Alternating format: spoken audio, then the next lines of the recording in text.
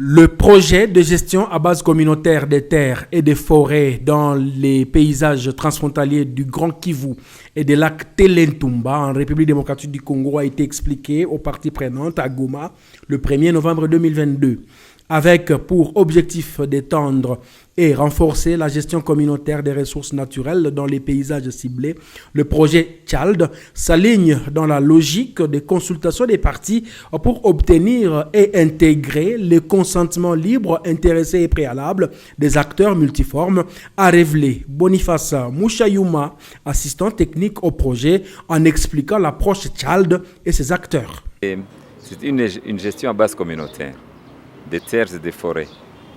Tout simplement, impliquer les communautés locales, et parmi lesquelles on retrouve une frange des peuples autochtones, dans la conservation de la biodiversité et plus loin, au-delà de ça, la gestion des terres et des forêts pour en tirer le plus grand bénéfice environnemental possible. Les acteurs, c'est essentiellement d'abord les communautés elles-mêmes, parce que quand on parle de gestion à base communautaire, on parle essentiellement de la participation des couches, de toutes les couches qui font partie des communautés, dans tout ce qui concerne, dans ces 4 composantes, le projet CHILD. Cela signifie quoi précisément? Approcher les communautés. C'est vrai, il y a le ministère de l'Environnement, qui a ses experts, qui a ses partenaires, qui vont vers les communautés, qui vont les mobiliser, les sensibiliser, et au regard des lois du pays, voir avec ces communautés comment, sur une base éclairée, libre au préalable, elles pourraient contribuer à ces efforts de conservation et atteindre les objectifs qui sont fixés par le projet CHALD. De l'atelier tenu dans les installations du PIDEP Shirika-Labambouti, les parties prenantes ont fait savoir l'intérêt de l'approche et sa valeur ajoutée. Ce programme permettra aux communautés locales de prendre leur destin en main, de s'exprimer c'est un cadre qui permettra les communautés locales de prendre leur destin en main. Ça veut renforcer ce que nous sommes déjà en train de faire sur le terrain, dans le cadre par exemple de la foresterie communautaire.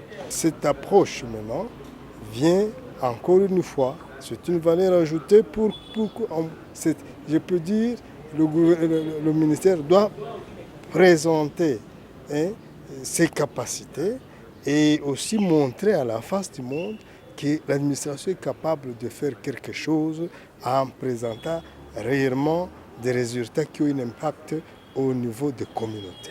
Les bénéficiaires, que sont entre autres les communautés locales et peuples autochtones pygmées, ont un rôle majeur, a indiqué Raphaël Mboyo, cadre au réseau des populations autochtones et locales pour la gestion durable des écosystèmes forestiers en RDC, REPALEF. Le rôle des peuples autochtones pygmées et communautés locales que nous sommes en train de présenter, d'abord c'est la responsabilisation de ces communautés à travers leur implication effective dans la mise en œuvre du projet CHALD à tous les niveaux. Donc nous, au niveau du REPALEF, nous avons eu la responsabilité de signer les contrats avec le ministère de l'Environnement pour mettre en place la composante 1, donc qui concerne l'intégration des modèles de planification de l'utilisation des terres et de conservation durable des forêts.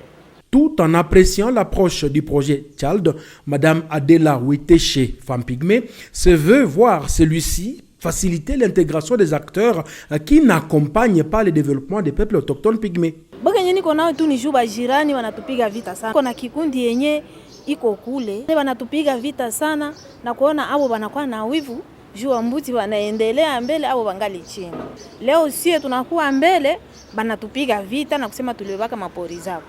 Sasa ile boga yangu nilikuwa napenda guvernema iunge mkono hawa watu wanatuletea hii muradi kusudi bale kutupiga vita nao waingie mpango sana yenyewe sie tuko ndani. D'ici à 5 ans, avec 13 millions de dollars, au moins 600 000 hectares de terres seront efficacement gérés, ce qui permettra également de contribuer aux bénéfices globaux en termes de réduction des émissions de gaz à effet de serre.